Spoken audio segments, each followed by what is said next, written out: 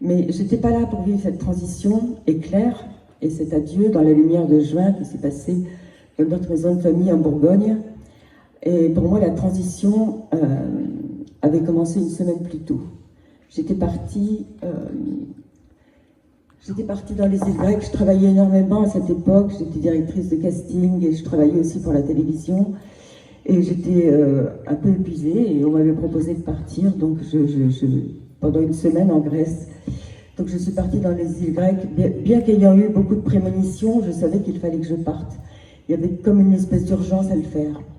Donc je suis partie. Pendant ce temps-là, Adrien et sa sœur Prunelle étaient environnés de toute la famille, dans un bel endroit au soleil, et avec ma mère, mon père, mes frères et sœurs, les autres enfants, des jeunes filles pour les garder. Enfin, voilà, tout était là pour que tout se passe bien. Et moi, j'arrive dans les îles grecques et c'est là que j'ai commencé, moi, à vivre la transition de son passage. Parce que j'étais dans un état de tristesse absolue. Je ne comprenais pas ce qui m'arrivait. Je me disais, mais je suis là, je suis bien, je me repose, tout va bien. Et en même temps, la tristesse était tellement profonde que je suis allée à la petite pharmacie du village de Skiathos où on était. Et je lui ai dit, donnez-moi quelque chose. J'ai vraiment besoin de quelque chose qui me calme. Je ne sais pas, n'importe quoi. Mais c'est comme si je vivais un cataclysme intérieur déjà absolu. Et tous les jours, je n'avais pas de téléphone portable en ce temps-là, c'était en 84. Et tous les jours, j'allais à la poste pour téléphoner à ma mère et lui demander mais comment vont les enfants. Et puis, je prenais des nouvelles tous les jours. Et puis un soir, enfin une nuit plutôt, j'ai fait un rêve qui ressemblait plutôt à un songe. J'étais au fond de l'eau et je tenais le talon d'Adrien, je le tenais par les talons et c'était une eau très claire, extrêmement lumineuse avec une immense lumière au-dessus et je le tenais par les talons et je le faisais remonter vers la lumière et il avait un sourire merveilleux et c'était un très très beau rêve et je me suis réveillée dans cette lumière un peu verte de l'eau qui nous entourait. Et j'avais l'impression que la chambre, cette petite chambre blanche, comme elles sont en Grèce, était entièrement remplie de cette eau. Et j'ai senti dans mon cœur un grand bonheur, d'une certaine façon. Mais voilà, j'ai passé une journée plutôt plus agréable, enfin moins angoissée, disons. Et puis le soir même, j'ai fait un autre rêve. Et il faut comprendre que ces deux rêves m'ont expliqué m'ont bien expliqué qu'il y avait une détermination à ce qu'ils partent d'une manière ou d'une autre. Et ce rêve, il était terrible. Ce rêve, il était sombre. J'étais dans des sortes de sous-sols, de tunnels très sombres, avec des murs qui se flottaient noirs et verts, et toute une atmosphère horrible, avec comme des ombres qui passaient dans tous les sens. Et j'étais là et je cherchais Adrien. Et je l'appelais, je disais Adrien, où es-tu, je te cherche. Et brusquement, je l'ai aperçu recroquevillé par terre, brûlé, et je l'ai pris dans mes bras, et je l'ai bercé dans mes bras, et c'était terrible, je pleurais, je me suis réveillée. Et voilà, c'était le second rêve. Et ensuite, je suis revenue à la maison, et dès que je suis arrivée à la maison, j'ai téléphoné à ma mère en lui disant ça va, je peux parler aux enfants? Et elle me dit bon, ils sont dehors en train de jouer, mais c'est pas grave, tu arrives demain.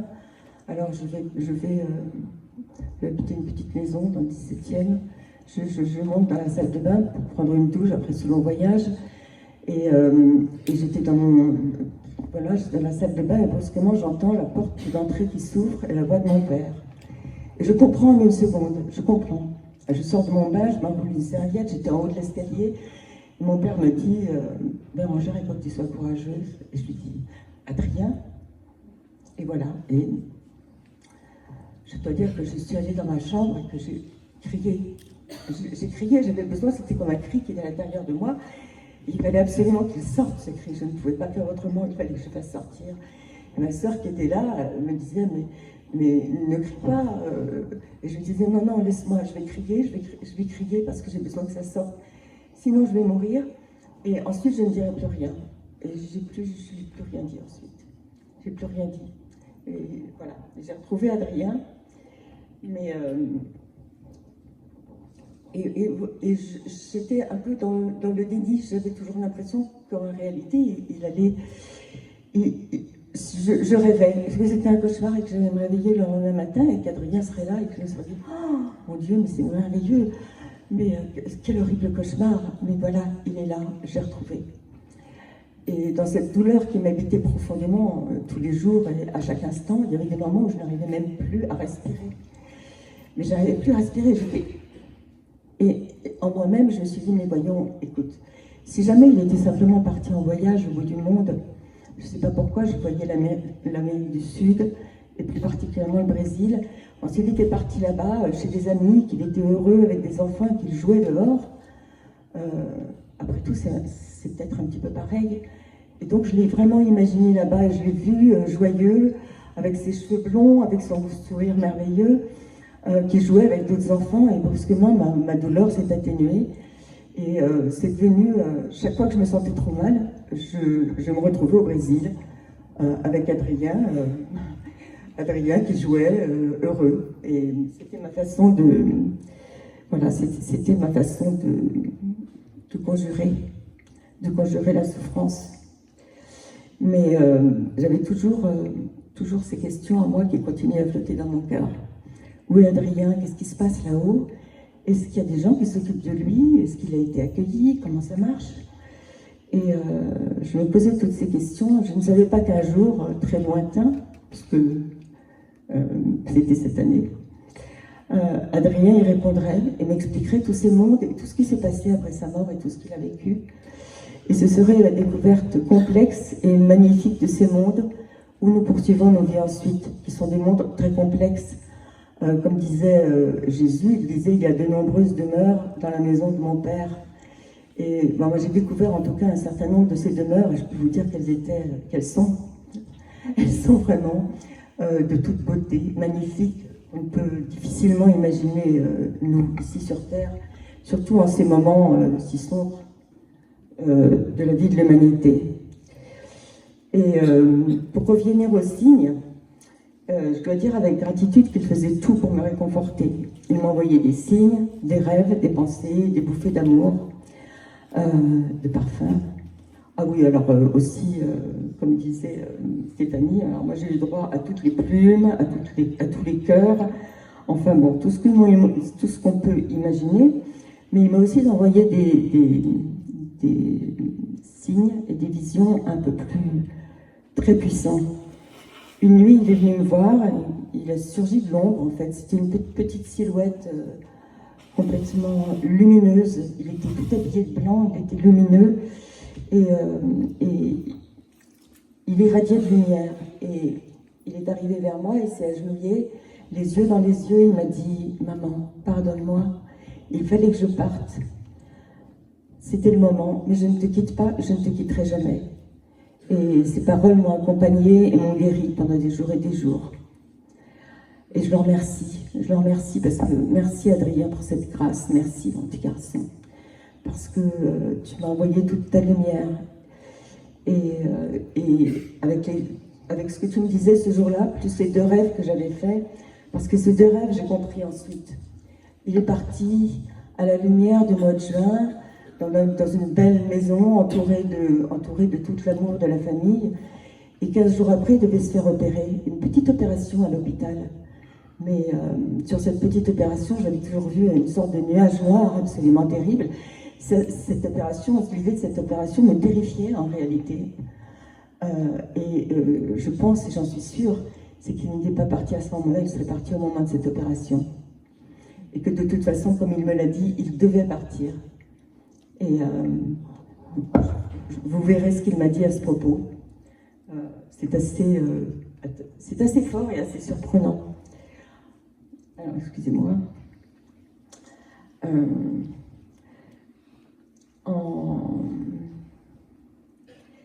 Ouais, c'est vrai qu'il faut du temps dans la douleur de l'absence pour que les messages et les signes fassent leur chemin et nous guérissent. Moi, il m'a fallu de longues années.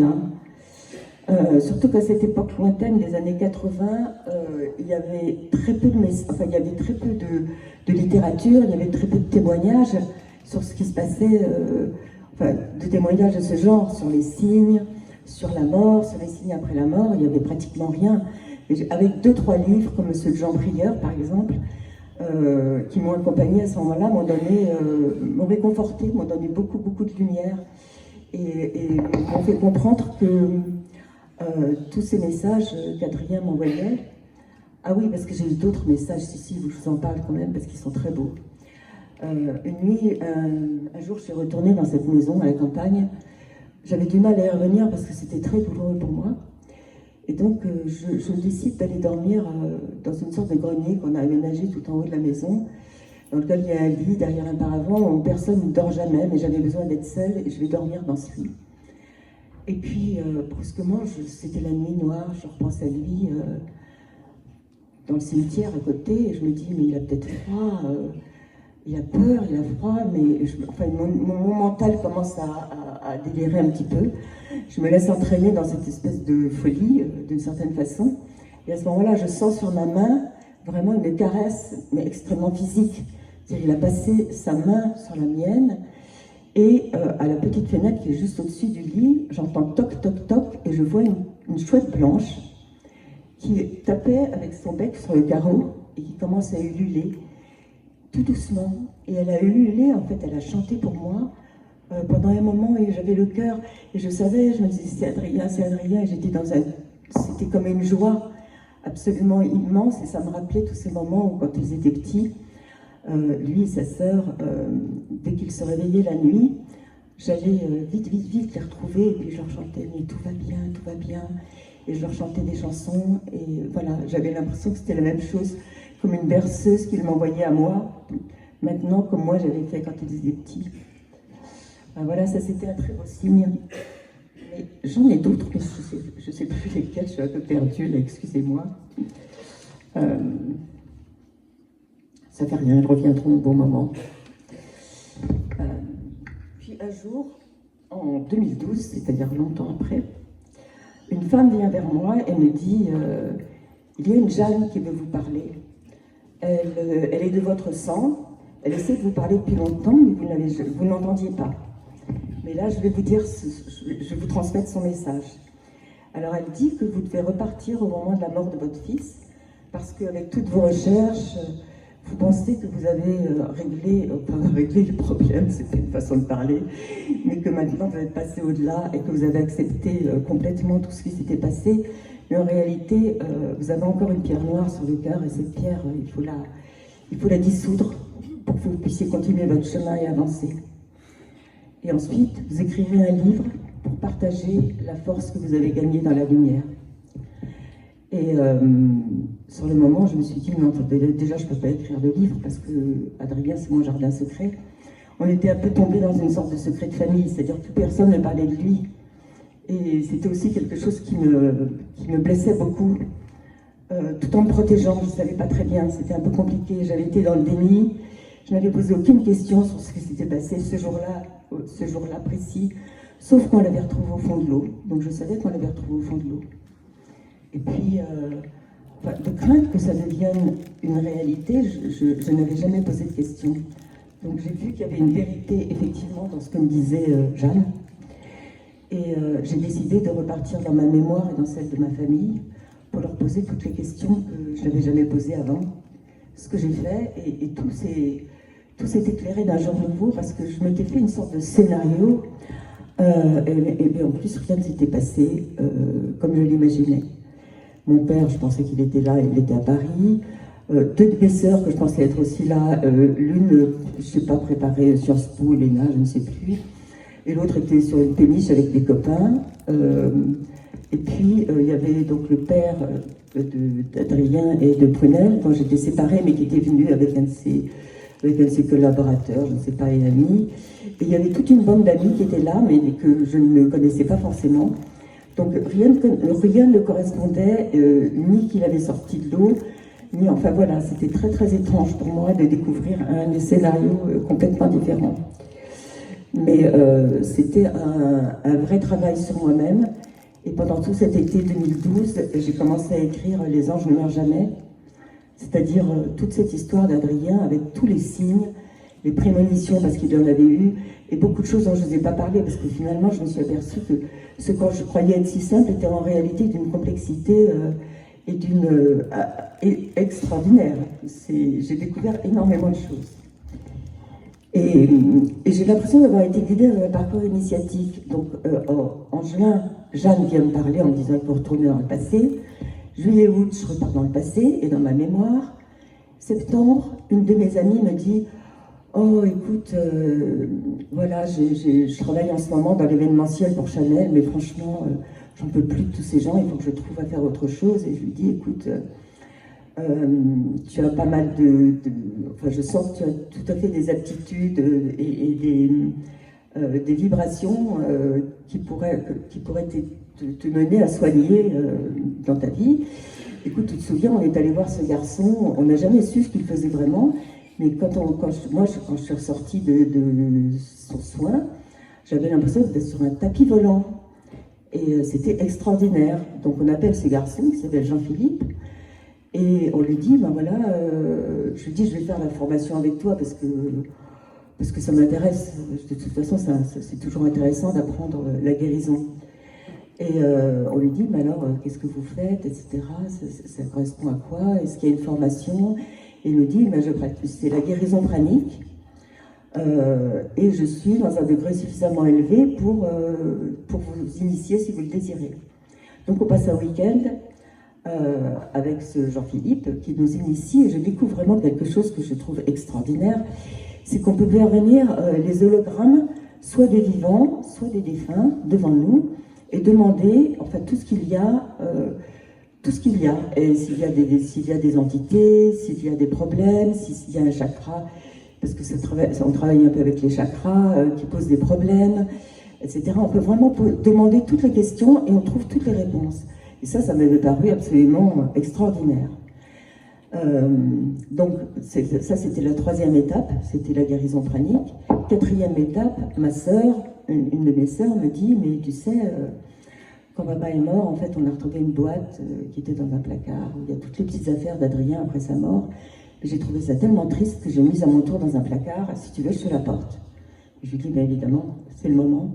Donc elle m'apporte cette boîte, une boîte rouge que j'ouvre, et où je retrouve toutes les petites affaires d'Adrien après sa mort. Et c'était comme si elles étaient arrivées directement de 1984 à 2012, comme ça, magiquement, jusqu'à moi. Et comme s'il n'y avait qu'une seconde entre les deux, d'une certaine façon. Et c'était extrêmement émouvant pour moi de retrouver tout. Et il y avait beaucoup de signes aussi dedans, mais surtout un qui était inscrit sur sa petite montre. Parce que je prends sa montre, à l'époque, il n'y avait pas des cadrans en plastique, il y avait des cadrans en verre. Et je vois sur ce cadran en verre que quelque chose est gravé. Donc j'étais intriguée, je mets des lunettes, je prends une loupe en plus, parce que je me disais, mais c'est pas possible qu'il ait gravé ça sur sa montre. Il y avait gravé « Viva la muerte »,« Vive la mort », sur la montre de mon petit garçon. Je me dis, mais est-ce qu'il y a quelque chose de trouble, de sombre dans la mort d'Adrien que je n'aurais jamais supposé?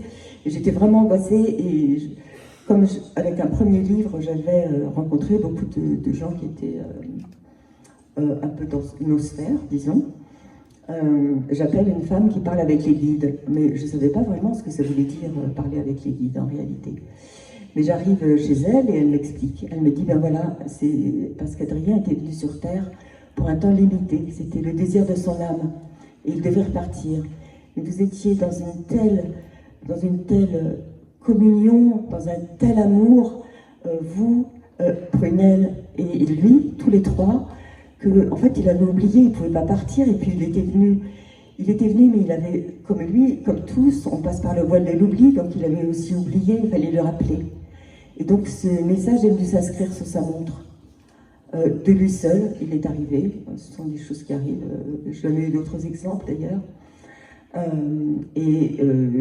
Brusquement, c'est comme un code qu'il a réveillé de son voyage terrestre.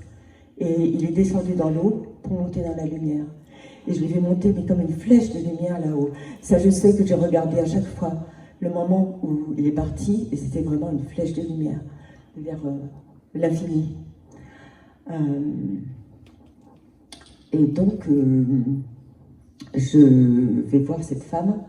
Cette femme me dit, mais vous savez pourquoi vous êtes venu me voir? Je dis, ben oui, pour comprendre le message sur sa montre. Et elle me dit, non, non, c'est pas seulement ça, hein. Vous savez que vous pouvez faire passer les morts. Alors je lui dis, ah oui, c'est vrai, parce que je l'ai fait une ou deux fois, mais spontanément, là, sans réfléchir. Je l'ai peut-être pas très bien fait, d'ailleurs, j'en sais rien. Mais elle me dit, ben, je vais vous expliquer de toute façon, si vous acceptez, je vais vous expliquer comment il faut faire. Alors je lui dis, mais bien sûr, j'accepte, parce que je sens qu'il y a énormément de défunts qui restent là, bloqués dans l'astral. Et voilà, et donc, si je peux les aider à monter, bien sûr, j'accepte de faire passer les morts. Et elle me dit, alors ça, c'était quand même assez drôle. Parce qu'elle me dit, ben, alors, si vous avez accepté de faire passer les morts, vous avez un cadeau. Je dis, ah bon, un cadeau? Quel cadeau? Elle me dit, ben, écoutez, vous pouvez voyager à travers le temps, vous pouvez avoir la don de bilocation, vous pouvez voir à distance, vous pouvez guérir. Alors évidemment, se balader dans le temps, le don de bilocation, voir à distance, c'est quand même assez excitant. On se dit, ouais, super. Mais guérir, évidemment, c'est une évidence. Donc je dis, ben oui, guérir. Guérir. Et alors, elle me dit, bien, si vous le demandez avec le cœur pur, vous allez guérir.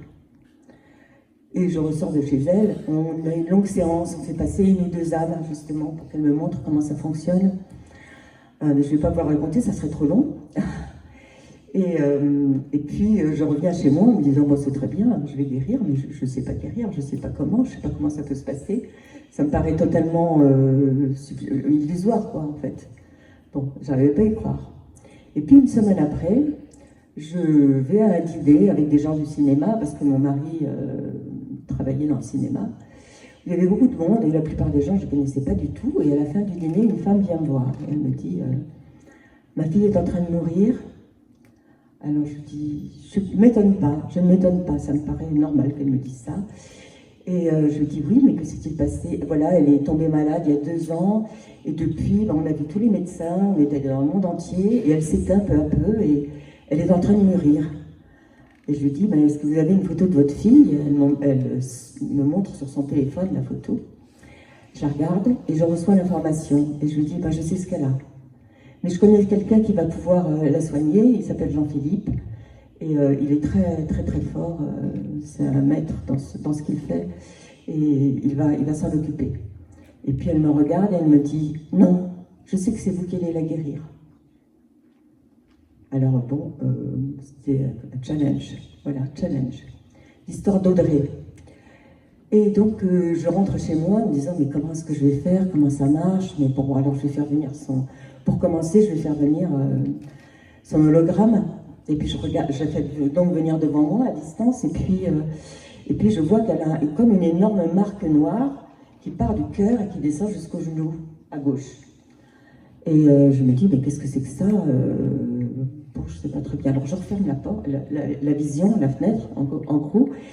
Et j'appelle cette amie qui a fait la formation avec moi. Je dis, voilà ce que j'ai vu. Et qu'est-ce que tu crois que c'est? Parce que je sais pas comment faire. Elle me dit, écoute, c'est peut-être un démon ou quelque chose comme ça, fais attention, hein, c'est dangereux de l'autre côté. Alors je dis, bon, et téléphone, tiens, j'ai le numéro d'un exorciste, elle me donne le numéro d'un exorciste, qui paraît-il formidable, elle me dit, appelle-le, puis vous le ferez ensemble. Puis moi j'appelle l'exorciste, il ne me répond pas, et puis la mère me rappelle en me disant, elle va très mal, je vous en prie, Audrey va très mal, elle va quelque chose. Donc je leur demande là-haut, je leur dis, est-ce que je peux soigner Audrey? Alors ils me disent, oui, mais il faut que tu la vois. Et moi je ne voulais pas la voir, ça me faisait trop peur de le faire devant elle. Donc je reviens à l'assaut 1 heure après en leur disant, non mais elle va très mal, vraiment, il faut que je m'en occupe, est-ce que je peux m'occuper d'Audrey? Et ils me disent, non, il faut que tu la vois. Et là j'ai demandé une 3e fois. Et dans le fait de demander 3 fois, c'est aussi un secret, c'est une clé. Tu peux demander 3 fois et la 3e fois, bon, là ils m'ont dit, bon d'accord, tu peux le faire, mais tu la verras ensuite. J'accepte. Et donc elle revient devant moi avec sa grosse tache noire là et tout, donc je l'attrape avec la main droite comme ça, hop, je l'attrape, je la sors, et elle reprend la forme d'une dame un peu âgée, que je mets, cette femme Carnita que j'étais allée voir, qui parle avec les guides, m'avait appris à fabriquer des sortes d'espaces au-dessus dans lesquels je pouvais mettre des défunts selon leur sensibilité. Ce sont des espaces qui sont différents les uns des autres selon la personnalité et la sensibilité de la personne. Et donc j'ai mis cette dame, et puis je suis allée avec elle là-haut, et on a longuement parlé, mais elle avait un sacré caractère. Je lui ai expliqué qu'elle s'était infiltrée dans sa petite fille. C'était sa grand-mère, en fait, qui, je ne vous raconte pas non plus tous les détails, ça serait trop long, mais en fait, elle estimait que c'était la seule personne qu'elle aimait, et quand elle est morte, elle s'est infiltrée dans sa petite fille, elle s'est installée en elle, en fait, à l'intérieur. Et sa petite fille, qui sentait qu'elle avait quelque chose de totalement étranger et anormal en elle avait toute son énergie qui partait en permanence, elle avait des hémorragies, elle vomissait, elle ne pouvait rien garder, elle était en train de s'éteindre, et sa grand-mère lui prenait tout. Donc je lui ai expliqué ça, puis au bout d'une longue discussion, elle a fini par accepter, elle est montée, voilà, et c'était la première personne dont je me suis occupée, Audrey. Et ce qui est drôle, c'est qu'une heure après, sa mère m'appelle, et elle me dit, je lui dis, ah ben justement, je vais vous appeler parce que je me suis occupée d'Audrey. Et elle m'a dit, ben je sais, Audrey est guérie. Elle était guérie. Sauf que pendant 2 ans, ou 3 ans, je ne sais plus, elle s'était habituée à être une victime. Et donc, elle ouvrait son aura en permanence. Puis il y avait à nouveau des entités qui se jetaient en elle, quoi, qui revenaient la voir. Et donc, parce que moi, j'entendais Audrey. Et je me disais, ah non, pas encore Audrey. Et puis bon, ben, j'y allais, hein, j'entends l'appel, j'y vais. Et à chaque fois, elle avait à nouveau des entités. Donc, je la soignais à nouveau, voilà. Et elle, je crois que ça a duré 1 an, hein. Mais c'était, en même temps, c'était un bon terrain. Enfin, c'était... J'adorais avoir un verre d'eau. Vous croyez que quelqu'un peut m'apporter un verre d'eau? J'arrive plus à parler, j'ai la gorge sèche.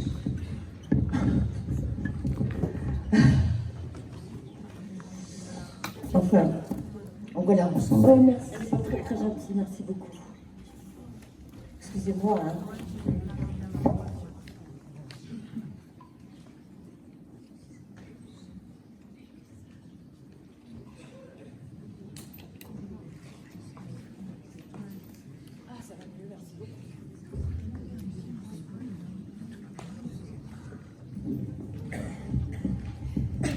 Alors voilà, c'était mon parcours initiatique. Jeanne, le retour dans ma mémoire, la liaison pranique, l'énigme de Viva la Muerte, Carnita, le passage des Indes, la guérison, et pour la première guérison, un défi, Audrey et sa grand-mère. Alors j'ai commencé ce travail de guérison très particulier, et curieusement, presque chaque personne qui venait à moi avait des problèmes d'entité. Donc je suis devenue, au fil du temps, je me disais, je suis devenue la spécialiste des entités. Hein. Voilà. J'en ai vu toutes sortes. Hein. Alors, il y a les entités du bas astral. Oh, merci. Il y a les entités du bas astral, il y a des entités un petit peu démoniaques. Mais elles ne me faisaient jamais peur. J'étais très... Je ne sais pas pourquoi, je pense que j'avais une équipe de lumière avec moi, je ne m'en rendais pas compte. Hein, mais qu'elle me donnait vraiment du courage pour tout faire. Et je n'ai jamais eu peur. Et j'ai rencontré quand même des choses assez hallucinantes. Et puis toutes les bestioles du bas astral aussi. Parce que dans le bas astral, il y a plein de bestioles qui vont se coller sur les humains. Alors, il y en a de toutes sortes. Hein. Il y a des espèces de... Comment dire enfin, je ne vais pas vous les définir parce que... Bon, c'est pas très agréable, mais en réalité, on s'en occupe très bien. Hein. Voilà, on peut... En plus, je travaillais beaucoup avec... J'ai un peu arrêté quand j'ai beaucoup écrit. Mais je travaillais et je travaille toujours, quand je fais, énormément avec les archanges.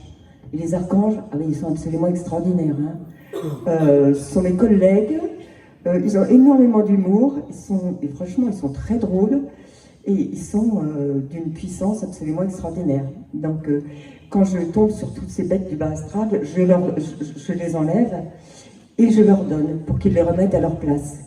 Parce que plusieurs fois au cours de l'humanité, il y a eu des cataclysmes qui ont fait que les voiles entre les mondes, et même entre certaines planètes, sphères, sont devenus extrêmement fins, et qu'il y a plein d'entités qui se sont précipitées dans notre dimension, mais elles ne sont pas chez elles, donc elles cherchent aussi des humains qui puisse leur donner leur énergie pour se nourrir, parce qu'elles ont besoin de se nourrir. Donc elles sont là, elles se nourrissent des humains. Donc moi je les donne aux archanges et eux ils leur mettent à leur place parce que ce sont des places très variées, donc je ne peux pas savoir où les remettre. Donc c'est très pratique d'avoir dans l'au-delà des aides aussi efficaces que les archanges, je dois dire. Alors, à la suite de toutes ces expériences, j'ai écrit Le chemin oublié des âmes. Parce que c'est vrai que quand on rencontre toutes ces âmes et qu'on leur parle, toutes ces entités qui sont des défunts et qu'on leur parle et qu'on essaie de comprendre pourquoi ils sont là, pourquoi ils sont restés dans l'astral, pourquoi ils sont retenus dans la troisième dimension invisible, parce qu'ils sont toujours dans la troisième dimension, hein. Ils ne sont pas passés dans une quatrième ou cinquième, ils sont toujours dans la quatrième dimension invisible. Et pourquoi ils sont restés là? Parce que c'est pas du tout agréable de rester de l'autre côté. Alors il y a des âmes, comme une petite fille que j'ai rencontrée. Bon, sa mère l'avait tellement retenue avec sa souffrance qu'elle était restée. Et puis ensuite, le temps a passé, sa mère est morte, elle est partie, elle s'est retrouvée toute seule. Puis il y a beaucoup d'âmes comme ça. Puis il y a tous ceux qui sont morts, soit dans la haine, soit dans le non-pardon. Et ça, il faut vraiment pardonner. Je vous le dis à tous, pardonnez, pardonnez, pardonnez, pardonnez. C'est une des choses les plus importantes. Parce que le non-pardon, non seulement il vous retient, non seulement il vous fait du mal, mais en plus il retient tous ceux qui partent. Donc c'est très très important de pardonner.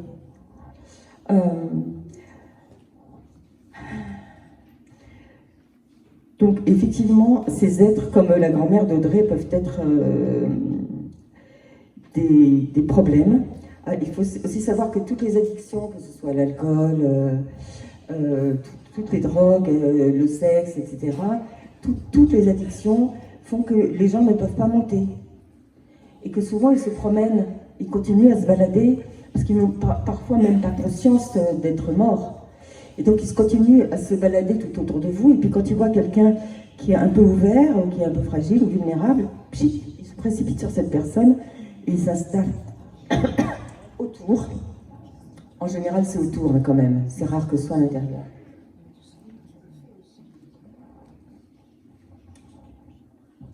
Et ils peuvent aussi entraîner les personnes dans leur addiction. Et si vous avez par exemple quelqu'un que vous connaissez qui change de personnalité du jour au lendemain, ou qui a des pans de ses personnalités qui changent vraiment du jour au lendemain, il faut aller regarder au moment où le changement s'est produit, s'il n'y a pas eu un décès autour de lui, ou un événement, ou s'il est allé dans un cimetière, ou s'il est arrivé quelque chose comme ça. Parce qu'il a pu faire une mauvaise rencontre, entre guillemets, et avoir quelqu'un qui s'est insigné en lui, ou alors tous les matins il va prendre son petit café dans un bistrot, et puis il regarde toujours les gens qui boivent leur petit verre là, d'alcool le matin, et il se dit c'est bizarre quand même, ces gens qui boivent de l'alcool dès le matin. Et puis un jour il est là en train de boire son café, et puis il y a une entité qui arrive, et puis qui se colle à lui, et puis il se dit tiens, au fond je vais goûter à ce truc là, ça n'a pas l'air mal, finalement s'ils le font je vais faire pareil. Et peu à peu il tombe dans l'alcool, et il change de personnalité aussi. Donc il faut toujours aller regarder à ce moment là s'il s'est passé quelque chose, parce qu'il faut vraiment ensuite faire partir l'entité, c'est très important. Il y a beaucoup de gens qui se retrouvent dans des maisons psychiatriques à cause des défunts. On peut dire que peut-être 80% des gens qui se retrouvent dans des maisons psychiatriques sont infestés par des défunts. D'ailleurs au Brésil, dans certains hôpitaux, quand les gens arrivent pour se faire soigner, eh bien on les fait entrer dans une pièce avec des guérisseurs, et ces guérisseurs regardent s'ils ont des entités, et s'ils ont des entités, ils les font partir, et ils les font monter. Et les 3/4 des gens repartent, parce qu'ils sont venus avec des mots qui tenaient justement à ces entités. C'est assez... Bon, mais il ne faut pas avoir peur, hein, parce qu'on les fait partir assez facilement. Ne vous inquiétez surtout pas.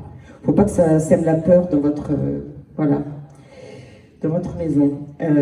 Dans votre maison, pardon. Je pensais à la maison où on repart là-haut. Oui, parce que... Aujourd'hui, en fait, je préférerais vous parler des royaumes d'une beauté merveilleuse, vers lesquels les âmes se dirigent de sphère en sphère après leur renaissance là-haut. Parce que les défunts, qu'on devrait appeler en réalité, une fois qu'ils ont passé la porte et qu'ils n'ont pas été retenus justement en bas, ils deviennent des plus que vivants. Je veux dire, ils sont hyper vivants, ils sont 10 fois plus vivants que nous. Ils sont dans une lumière extraordinaire. C'est une fois qu'ils sont passés là-bas. Et ces lieux, selon...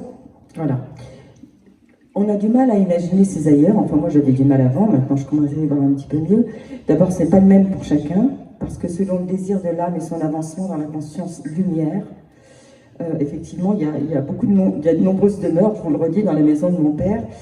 Et ces lieux vers lesquels nous nous dirigeons après le passage, seule la voie du cœur choisie consciemment nous ouvre les portes de certains mondes. C'est-à-dire que de toute façon, on arrive à dans des sphères différentes. Il y a des sphères où on va encore beaucoup travailler sur soi-même.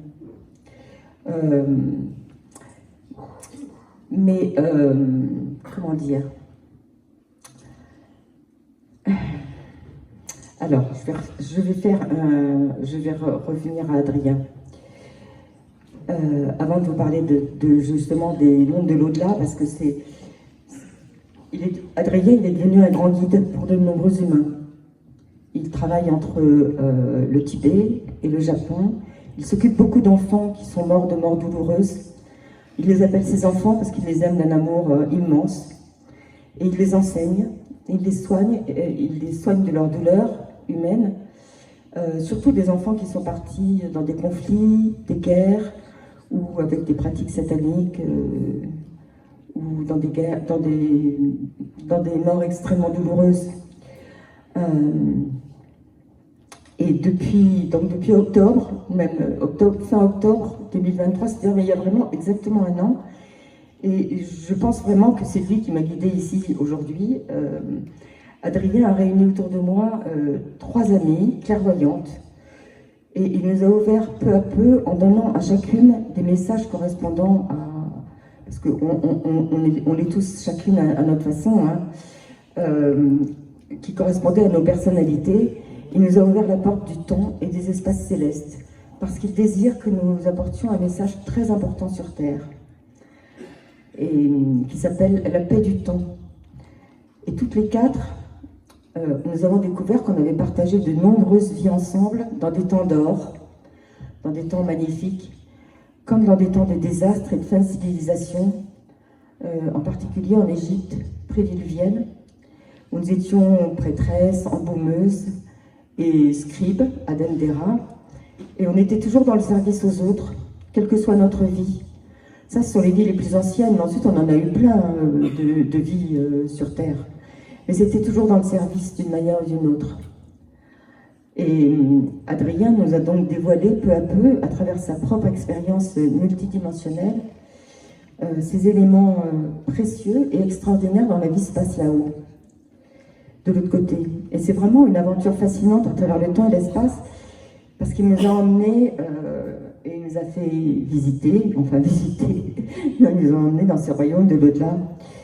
Et tout ça, je l'ignorais il y a un an, quand il nous a réunis et enseigné, a commencé à nous enseigner. Et tout son enseignement converge vers l'urgence de trouver en nous la paix, pour la partager et la donner autour de nous quand les temps seront sombres et que les cloches sonneront. Et il nous a assigné à chacun des tâches pour les temps qui viennent. Et la première et la plus importante mission, c'est de créer un autre centre, notre cœur, une cathédrale de cristal, un sanctuaire intérieur entièrement protégé par la conscience christique, et de transmettre justement autour de nous cette nécessité d'ouvrir notre cœur et de créer en nous cette cathédrale, de créer en nous ce sanctuaire ou ce temple, comme vous l'appelez, cet endroit qui n'appartient qu'à vous et où brûle votre flamme divine. Car vous l'avez tous, chacun en vous, cette flamme divine, nous l'avons tous, vous l'avez tous. Et ne croyez pas qu'il y ait des gens qui soient plus évolués ou moins évolués, non, on est juste chacun sur notre chemin, sur notre expérimentation sur Terre, et on a tous la même valeur, et on a tous la même puissance, et on est tous les mêmes en réalité. On est tous les mêmes. Simplement, on n'est pas exactement au même moment de notre chemin, c'est tout. Mais dans l'absolu, on est tous pareils. Donc c'est important de comprendre aussi ça.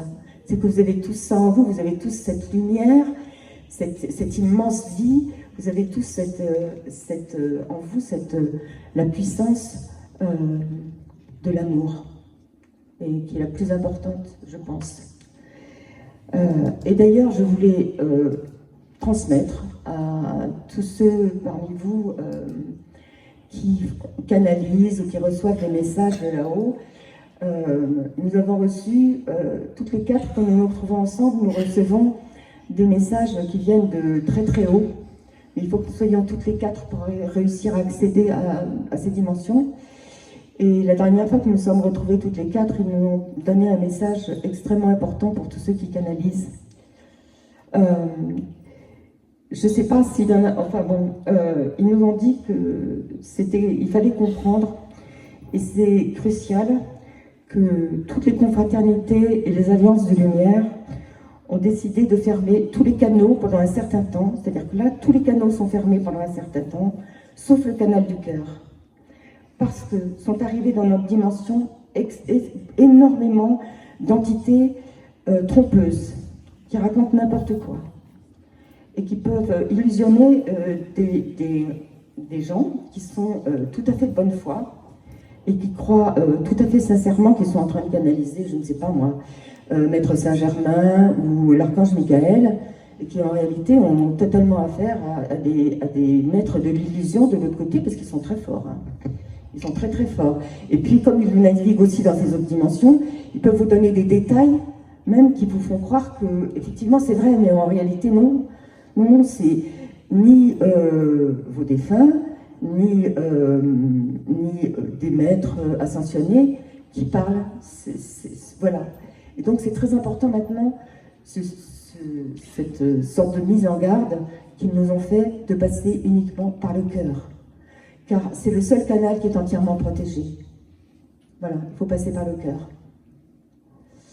Je ne sais pas si ça vous parle ou pas. Moi, je vous le dis parce que ça, je sais pas, ça me paraît très important. Et ensuite, vous en faites ce que vous voulez. Ouais, alors, je voulais vous dire quelque chose, mais je pense que vous le savez déjà, parce que je vois que vous êtes tous dans une grande recherche sur tous ces mondes, et que vous avez beaucoup cherché aussi à comprendre ce qui se passait dans l'au-delà, avec tout, voilà, avec les gens que vous avez perdus, et parce que vous êtes tous dans une douleur. Vous avez tous vécu une douleur profonde, et vous la vivez probablement encore, parce que ça met longtemps, on met longtemps à la guérir. Mais entre parenthèses, je crois que ce qui est important, c'est que le plus beau cadeau qu'on puisse leur faire, c'est de les aider. D'ailleurs, ça rejoint, c'est drôle, ça rejoint ce que Christine Lamour nous disait pour les chiens, mais je m'aperçois qu'il y a aussi beaucoup de passerelles. Il y a beaucoup de passerelles entre ce que nous vivons, nous, les humains, et ce que vivent les animaux avec nous. C'est même tout à fait étonnant. Je veux dire, elle disait qu'il fallait leur parler comme dans l'au-delà, leur envoyer les pensées des bons moments, etc. Mais c'est la même chose qu'il faut faire avec ceux qui sont partis et que nous aimons. Il ne faut pas dresser un autel avec des bougies, avec toutes leurs photos et venir y pleurer tous les jours. Parce que à ce moment-là, le pauvre ou la pauvre, c'est hyper difficile pour elle de monter dans la lumière. Hein. C'est vraiment difficile. Alors vous pouvez pleurer, parce que c'est normal. Moi j'ai pleuré aussi, tout le monde pleure. On pleure, on est dans la douleur. Mais ce qu'il faut aussi, c'est se souvenir de tous les beaux moments.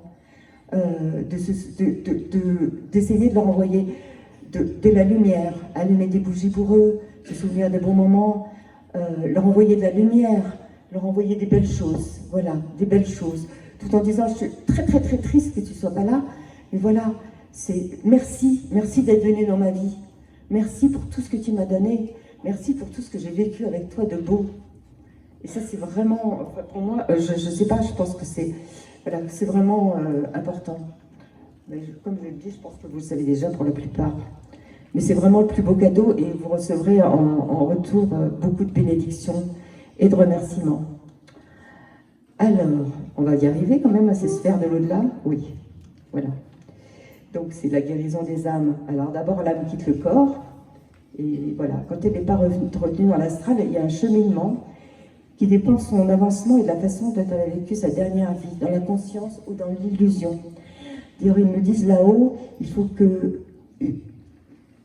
Alors, ils nous demandent là-haut de vous faire... comment dire, de vous faire comprendre quelque chose de très très important. C'est que si vous avez une vision de l'au-delà, c'est celle-là qui va se réaliser d'une certaine façon. C'est-à-dire que si vous imaginez qu'il n'y a rien de l'autre côté, vous allez vous retrouver effectivement dans l'astral, et puis vous serez dans une sorte de vide. L'état d'après la mort est semblable à l'état de rêve, et ces rêves sont les enfants de la mentalité du rêveur. Ça, c'est le Bardo Todol, le livre des morts tibétains. Et ce Bardo Todol, c'est une grande parole de sagesse.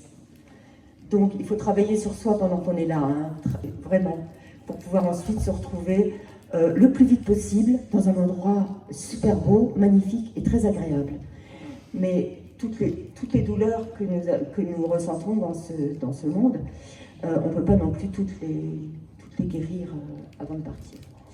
Mais il n'y a pas de problème, parce que là-haut, on est d'abord accueillis dans ce qu'ils appellent là-haut les mondes de l'entre-deux-vie.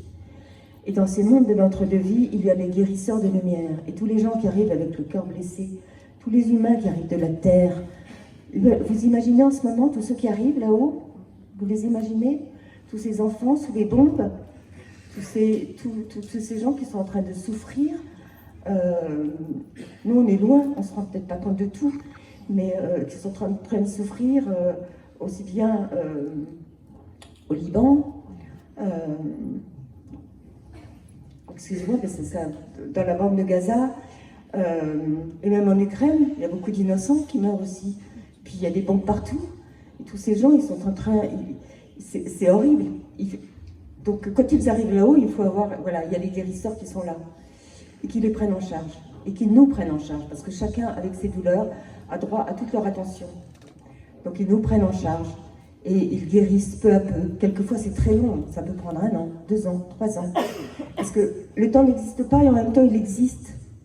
Parce qu'ils sont encore dans des sphères qui sont reliées à la Terre. Qui sont plus haut, dans la 5e et la 6e dimension, ou la 7e, mais il faut savoir que la 5e, la 6e et la 7e dimension sont encore reliées à la Terre. Et donc il y a une sorte de temps qui existe, mais comme elles sont aussi reliées à des sphères plus hautes, le temps à la fois existe et n'existe pas. Donc c'est compliqué parce qu'on est un peu dans un univers quantique qui est, dirait-on maintenant, mais qui est très... c'est-à-dire le temps existe et n'existe pas, et quelqu'un nous dit alors attends, là maintenant il faut que j'y aille parce que j'ai des choses à faire. Enfin, j'ai tout le temps et j'ai tout mon temps, mais quand même je suis un peu pressée parce que j'ai beaucoup de choses à faire. Donc c'est... voilà.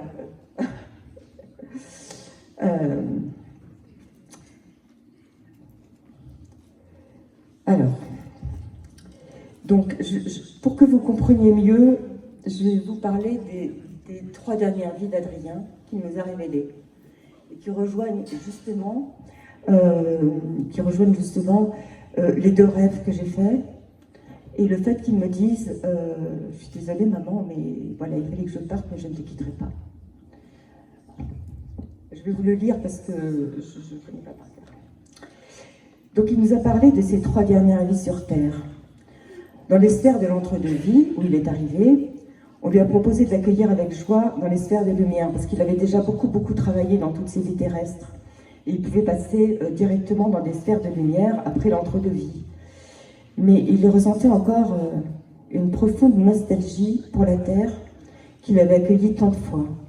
Et quand on passe dans ces sphères de lumière, il vaut mieux ne pas avoir trop la nostalgie de la Terre.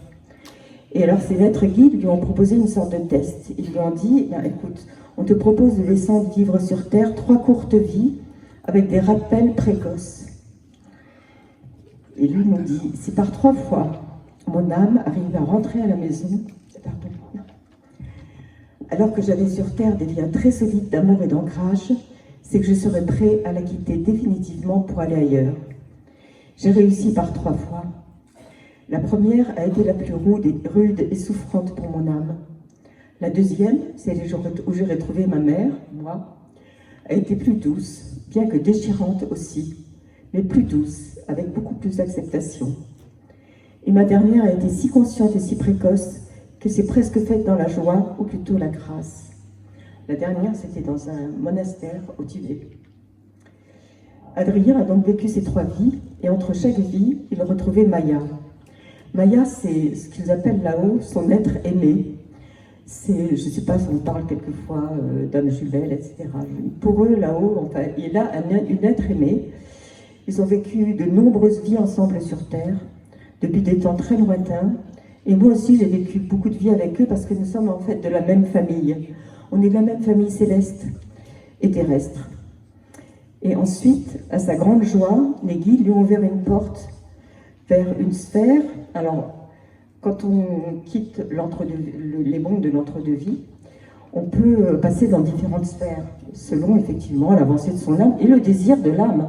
Parce que c'est l'âme qui choisit aussi. Il faut toujours savoir que l'âme, elle a le libre arbitre, elle choisit où elle va aller, et elle choisit où elle veut être.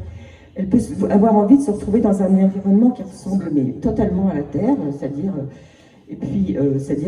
comme ce dont nous parlait tout à l'heure, je ne sais plus quel défunt, qui était là et qui faisait la fête et qui buvait, etc. Ils peuvent se retrouver dans un environnement comme ça, qui ressemble à la Terre, où il a besoin de passer pour être... Et en même temps, il fait ça, mais par ailleurs, il est enseigné. Donc on lui enseigne. On continue à être enseigné là-haut. On continue son chemin. On n'est pas arrivé là-haut une fois pour toutes en se disant « Oh tiens, j'arrive dans un lieu super, je vais me mettre dans un transat et puis je vais buller et ça va être super, je vais enfin me reposer, la vie va être belle. » Non, non, c'est pas comme ça, effectivement, on travaille beaucoup là-haut. On travaille beaucoup, on a beaucoup de travail. Mais donc Adrien arrive à Avallon, et Avallon, c'est donc une sphère qui est encore... lié à la Terre, où il y a beaucoup de passerelles entre la Terre et Avallon. C'est un endroit sas entre le plateau de jeu karmique de la Terre, parce que nous on est sur le plateau de jeu, et on est dans le karma. Et les sphères évolutionnaires de cette même Terre, qui sont des sphères lumineuses au-dessus. Et là, quand on arrive à Avallon, ou dans une de ces autres sphères qui nous correspondent, parce que vous pouvez imaginer que une seule sphère comme Avallon ne peut pas recevoir l'immensité de tous les êtres qui montent là-haut. Pour Adrien, ça a été un temps de repos qu'on appelle le temps d'or. Il se repose dans un environnement bienveillant et harmonieux. Il est accueilli par une famille qui va prendre soin de lui pendant 1 an, pendant environ 1 année. Parce que quand on est passé par tout ça, on a besoin de repos. L'âme a besoin de repos. Donc effectivement, on a quand même droit au repos, mais pendant un temps limité. Ensuite, il faut se remettre au travail. Et ensuite, on lui propose des choix. Alors, on lui propose quand même à nouveau, s'il veut, avec une nouvelle vision qui vient de tous ces enseignements qu'il a reçus, s'il veut retourner sur la Terre, mais dans un esprit d'aide à la Terre et à l'humanité, avec une mission très précise. Et c'est pas très facile, en fait, actuellement, de redescendre sur Terre, surtout quand on est arrivé dans un niveau vibratoire très haut, parce que redescendre sur Terre, où il y a une densité des voiles noirs, en fait. Quand on descend, là, en ce moment, sur la Terre, on est obligé de traverser des voiles noirs qui obscurcissent la planète. Et pour arriver à bien remplir sa mission terrestre, l'âme, maintenant, va s'entraîner en fait dans des sphères spéciales d'entraînement pour descendre à la Terre, descendre sur la Terre. Oui, ça paraît un peu étrange, mais c'est comme ça que ça se passe. Ils sont très très organisés là-haut, il faut le savoir. Hein. D'ailleurs, ils ont besoin de l'être parce que il y a tel travail à opérer, il y a tellement d'âmes qui doivent s'ouvrir que d'abord il y en a beaucoup qui descendent en ce moment. Hein. Il y en a beaucoup qui sont envoyés de toutes sortes d'endroits. Il y en a qui viennent de Shambhala, il y en a d'autres qui viennent de Sirius, il y en a d'autres qui... Sirius envoie des âmes de lumière depuis très très très longtemps sur la Terre. Il a envoyé... de Sirius sont venus la plupart des grands messagers de là-haut, que ce soit, enfin je ne sais pas, Zarathustra, Siddhartha, le Christ, etc. Ils sont tous venus de très très loin. Et voilà, ils sont des milliers parmi nous, des milliers de lumières qui sont envoyées en ce moment pour aider les hommes et la Terre dans notre période d'ascension planétaire, parce que la Terre, elle est en train de commencer à ascensionner. Et la plupart des courants de vie qui choisissent de rejoindre plutôt une sphère ou une autre, mais en s'engageant toujours dans une perspective d'entraide. Alors que ce soit la guérison des nouveaux arrivants dans les sphères de l'entre-deux-vie, parce qu'il y en a tout le temps qui arrivent, il faut tout le temps s'en occuper. Mais ça peut être aussi travailler dans les champs pour faire pousser des fruits et des légumes, dans une université pour apprendre ce qui nous passionne le plus, dans des métiers techniques comme les transports, la lumière. Ils sont très, très au fait de toutes les dernières technicités et ça les passionne. Parce qu'ensuite, ces âmes, qu'est-ce qu'elles font? Elles veulent redescendre sur Terre, mais en se souvenant de tout ce qu'elles ont appris. Et par exemple, Einstein, Nikola Tesla, etc., tous ces gens-là, ils sont venus, mais ils avaient d'abord appris sur Terre, ils avaient appris là-haut, ils sont descendus avec leur savoir pour le partager avec nous. C'est assez fascinant d'ailleurs, je trouve. Là aussi, on apprend aussi la véritable histoire de l'humanité, de la galaxie, parce qu'il faut savoir que notre histoire, elle est totalement fausse. Elle a été totalement faussée au cours du temps. C'est pas du tout l'histoire qu'on vous a appris, c'est pas du tout l'histoire qu'on apprend aux enfants à l'école, pas du tout. Elle est complètement différente. Et on peut aller dans tous les domaines. Par exemple, Adrien, qui avait un amour depuis toujours des livres et des manuscrits, il a choisi de travailler dans une librairie où il restaurait les livres et d'anciens manuscrits. Et il nous a dit, et c'était très émouvant, il nous a dit, en les réparant, je réparais les dernières brèches de mon âme. À chaque fois que je vous lis, Adrien, ça m'émeut. Donc, en les réparant, je réparais les dernières brèches de mon âme et les livres m'enseignaient leur vibrante connaissance. Et Maya, son être aimé, qui a une essence de guérisseuse, a choisi pendant ce temps de s'occuper des âmes blessées de la terre. Ouais, c'est un peu fou d'imaginer que tout soit si semblable au nôtre, mais la différence, c'est la grâce, la beauté et l'amour qui règnent dans ces mondes où chacun œuvre pour le bien commun et pour la lumière. Voilà. Je crois qu'il faut que j'arrête, j'avais encore plein de choses à vous dire, mais j'arrête. Vous pourrez toujours me poser des questions. Voilà. Excusez-moi, je dépasse le temps, mais...